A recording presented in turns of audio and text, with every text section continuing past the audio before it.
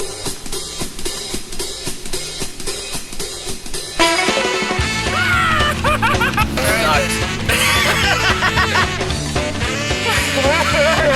so dark. It was amazing! Oh wait! There's more! It was awful! I'm back! CGI shit! I rest my case. It was fucking horrible!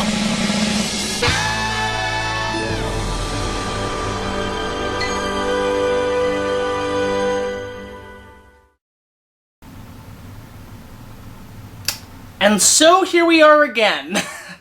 Hey guys, what's up? It's BigJackFilms here. Welcome back to another opening night. You're getting two this week. Last time we did the Sonic movie, unexpectedly, because I'd watched it with Brad and a few friends, so we figured we'd give our thoughts on it, just for shits and giggles. But here we are again, with the second Scooby Doo movie, Scooby Doo 2 Monsters Unleashed.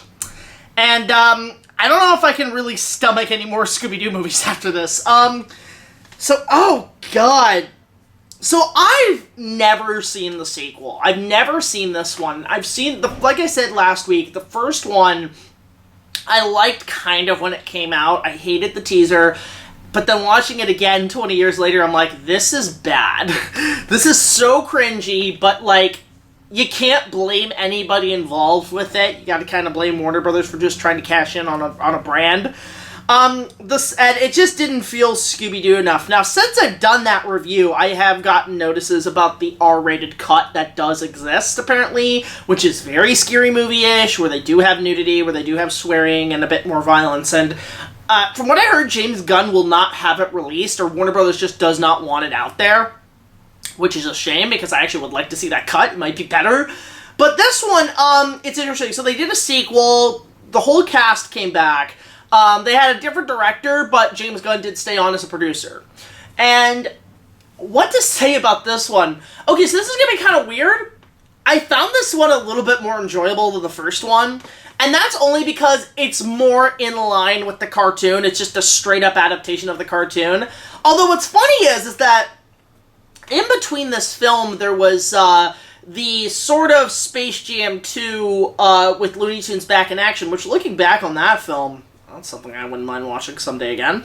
I think that's Space Jam 2 and the new legacy of Space Jam 3, so it's that unofficial trilogy. But regardless, so there's a cameo scene in Back in Action where the Scooby and Shaggy from the cartoon talk to Matthew Leonard, who played Shaggy in the movie, and this was right after the first one came out, and Shaggy's just like, you know, you made me look like a total space cadet, man, and says, well, if you screw up in the sequel, I'm coming for you, and a lot of people, when that came out, thought that was a joke at the fact that the movie was bad, but looking back, a lot of people recognize that as, because Casey Kasem did say he did like what Matthew did, and I think before he passed away, he did kind of give Matthew the keys to say, okay, the role is yours, man, you take over from me. And I can kind of respect that, like, so I guess in a way it is passing the torch, that sequence, and what do you know, in the sequel, Matthew actually does a little bit better here. I actually think him and Scooby and their side quest trying to be their own detectives to prove themselves, that's kind of a cute little scenario for them, that they're able to try to say, okay, let's actually try,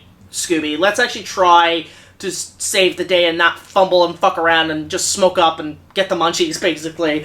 And, yeah, in this one, they're actually pretty good. There's, I think, less cameos in this one. Like, the only recognizable other actor in this movie is, of all people, Seth Green's in this movie, which now makes me realize that's why he got the whole cast back for that Robot Chicken skit of the Scooby-Doo gang versus Jason. That's why we got that. On top of that, I can see why they probably show up here and there on Robot Chicken. I mean, it makes sense because Seth Green is actually friends prior with Sarah Michelle Gellar when they worked on Buffy. So it just makes sense that he has those connections to just make that happen. So kudos to Seth Green on that. And he is actually a welcome surprise here. I always like Seth Green and everything he does. I mean, going back to the days of Austin Powers, like, he is really fantastic. So he's really funny in this. But when it comes to character development for our main set of heroes, again, Scooby and Shaggy probably have some of the best development. Daphne and Fred are okay. Although, oh my god, I didn't realize this. Fucking Silverstone's in this movie. If you guys know, she was Batgirl in Batman and Robin, which I have a soft spot for Batman and Robin, but she plays this news reporter, which is, I guess, sort of homaging, like, the news reporters from, like, Scream and shit, which they're all really propaganding what's going on, and it's a jab at TMZ and bullshit news, which I can kind of respect the filmmakers for doing. But on top of that, Alicia Silverstone in this, oh, I'm sorry, she's a bitch in this movie. Like, her character is a total scumbag. You just want to just stop talking, stop doing what you do, get out of this movie. It was just kind of like, and kudos to Alicia Silverstone for actually playing a character like that, because that is a very tough thing to do for any female antagonist, essentially. So, that's okay. But I will say, something that did shock me, and I could kind of see why fans have turned around now, because back in the glory days, in the old days, especially when I was growing up with Scooby Doo, everybody liked Daphne. Everybody liked Daphne. Oh, she's the hottest one, and, you know, because she's the Valley girl, and she's got the better hair, and shit like this. But what they did with Velma in this movie, oh shit! So, basically, there's a whole side plot where Velma's got a crush on Seth Green's character, and she's very shy and very nervous and very unsocial and doesn't know how to get that shit. And there's even a moment where, like, she says, "Oh, I don't look pretty. I feel ugly," and I'm like, bullshit. Even playing this character, I feel like the actress, I can't remember who plays Velma, but she's a wonderful actress in this. She's really good. I think she defined the character for a lot of new fans and a lot of old fans. She really rectified any problems this character had and made her probably the most likable of the two female leads. And God, the actress just made her actually look really cute, really pretty. Like, it's like, this is actually something really cool that since then the show has kind of rectified in later incarnations, that Velma is the cooler character. But there's a moment, and I think I know where the shift and change came from, where Daphne's saying, they do the whole classic, oh, you want to get the man, we gotta pimp you out, we gotta make you look good as hell, and she comes down the stairs in this skin-tight orange jumpsuit right out of, like, the Ninja Turtles. She's pretty much cosplaying Orange April O'Neil. And she's very seductive, and I was just, you know, obviously I just had it on as background noise as I was watching it, but when that happened, I had to just kind of glance back and be like, I was like Austin Powers, I'm just seeing a hot girl, like, oh fuck, oh damn, and I was just kind of taken back. I was like the genie where his jaw dropped, just like, I was like, there's no fucking, is this why fans have a thing for this character? It's because of this one scene? Now it makes total sense! But she's actually really good in this movie. I actually did really like her performance in this, and yeah, I agree. Like, at that point, I leveled the fans. I'm like, yeah, I can see why you like her so much, guys. I can see why the turnaround happened. Because growing up, Daphne was always the cuter one, although I didn't give a shit much. But yeah, it was cool to see. It was cool to kind of give Velma that rectifying character to make her more appreciated for the fans. But outside of that, in terms of the plot, like I said, it's actually a little better than the first one because it sticks more to what Scooby Doo is good at. It's a mystery. They have to solve a mystery, and the plot is basically, okay, all the monsters that they've captured from the show, fan service, all the costumes escape, and now they're come to life, and it's like, ooh, hijinks ensue. So you've got, like, the pterodactyl, you've got, like, all these references from the cartoon. And the idea is that they have to solve the mystery of, like, who's the culprit, who's causing all this. And it's kind of weird because it's a much better story than the first one. It sticks more in line with the show, and it's a typical Scooby-Doo story. Or a typical Scooby-Doo mystery. And it's good to see the gang back together. They're not splitting up, they're not breaking off, they're actually, like, working off each other, and the chemistry is nice between the characters. But something I did kind of notice is that despite them maybe trying to go a bit with a bigger idea, and a more simplified, bigger idea than the first one, it also feels a tad lower budget than the first one. I don't know why, but, like, the sets and production design looks like it took a major cut of funding, and now it looks a little bit more smaller, condensed. It kind of reminds me, because it's funny, because at Canada's Wonderland, which I'll be actually going to more often, I just got a season pass, it's local, it's a theme park here in Toronto, they used to have a lot of Hanna-Barbera stuff, and they had a Scooby Doo dark ride where you would just like shoot like the things, the bullseyes, sort of like the Buzz Lightyear ride at Disneyland, but you shoot all the ghosts, and they're all cardboard cutouts, and it was a really fun ride. I remember the hell out of that Scooby Doo ride.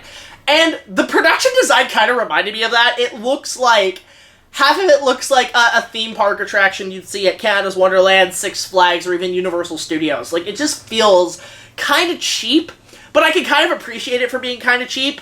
Less can be said about the special effects because, oh good lord, I always bitched and complained about the first film's effects, especially with the monsters. These are worse. These are way worse effects than the first movie, and that's a drag.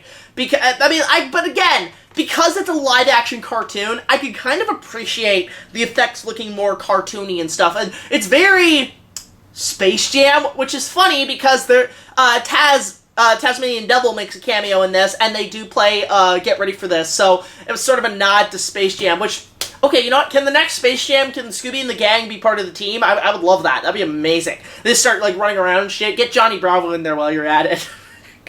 That's my favorite Scooby-Doo thing ever, is the crossover with Johnny Bravo. That thing's awesome. If you can look that up, it's really amazing that they got away with doing that. So, with the sequel, it's your typical thing. I can't really say much about this one. It's a typical Scooby-Doo mystery. It's much better than the first one. Character development, really great in this. Matthew Lennard and all the cast do a wonderful job. Great guest appearances with Seth Green and Alicia Silverstone. But outside of that, that's really it. I've got nothing to say about the second one, really. It's good. Like, I like this one a little bit better. However, one last thing. The first half I was actually kind of okay with, because I was dreading the sequel, because if the first film's cringe was so bad, I'm like, oh god, let's see what happens with this one. The first act, like out of 3 acts, the first one-third into the film, I'm like, okay, this is actually pretty good. Okay, I'm actually kind of liking this a little more. The jokes are kind of fun, a little funnier. It's a bit more in line with the cartoon. Okay, we might be back on track. But once they get into that bar, it's back to square fucking one with the cringe. Oh, it got worse. Well, not worse, but it's still equally as bad as the first one. And that's where I was like, oh, you just had to bring it back, bring it back, bring it back, you motherfuckers. And that's my only gripe, is that lower budget, lower production design, and just back to the cringe. It's just, ugh, why? Why? You were so close to having something a little better and fixing your problems, but nope, you had to bring it all back. Fuck. In regards if I'll ever cover any of the other movies, probably not. I mean, I'll give credit. I do like the first 3 animated movies that they did. Zombie Island, Witch's Ghost, and Alien Invaders. I do remember liking those when I was a kid. I did watch those, and I did see them on Cartoon Network's Cartoon Theater back in the day. But man, these live-action ones, I can't stomach them, guys. I think 2 is enough for me. I don't know if I'll ever review them, but this is pretty much all you're getting. This was just a fan request. This was sent in via mail. And I guess the sequel, I can't remember what I rated the first one. This one's a good 8 out of 10. Maybe like a 7. Because this one at least had a little bit more effort put into it, despite lower budgets and a bit more restraints. And I can kind of respect the filmmakers for doing taking something that they were kind of had rules and regulations with, but they just made something cool out of it. So kudos to them. 7 out of 10. This might be the better one, the sequel. I mean, the first one everybody loves, but this one I like a little bit more. So, like I said, this was a double feature. What's funny about this, I'll just say this very quickly about the DVD. For some reason, like, they say, okay, you get 2 movies with this, right? And you get 2 discs. You get the first one, which is in my player still, but then you get the second movie. But here's what's funny about getting the second movie on DVD. The second movie's also on the first disc! They were able to fit both films on one disc, which is pretty awesome when you think about it. But the fact that they included the second movie again on a separate disc, that makes no sense. Keep it to one disc. Why do you have to, like, put, like, 2 discs in it? If you're gonna have a second disc, put bonus features on this. Put the R-rated cut on this. Why Why do this? This makes no sense. So I got 2 copies of the second movie, which makes no fucking sense to me. I've never seen a DVD do this, where you get the same movie on 2 discs. Technically you get 3, but one of them is the same fucking movie. This makes no sense!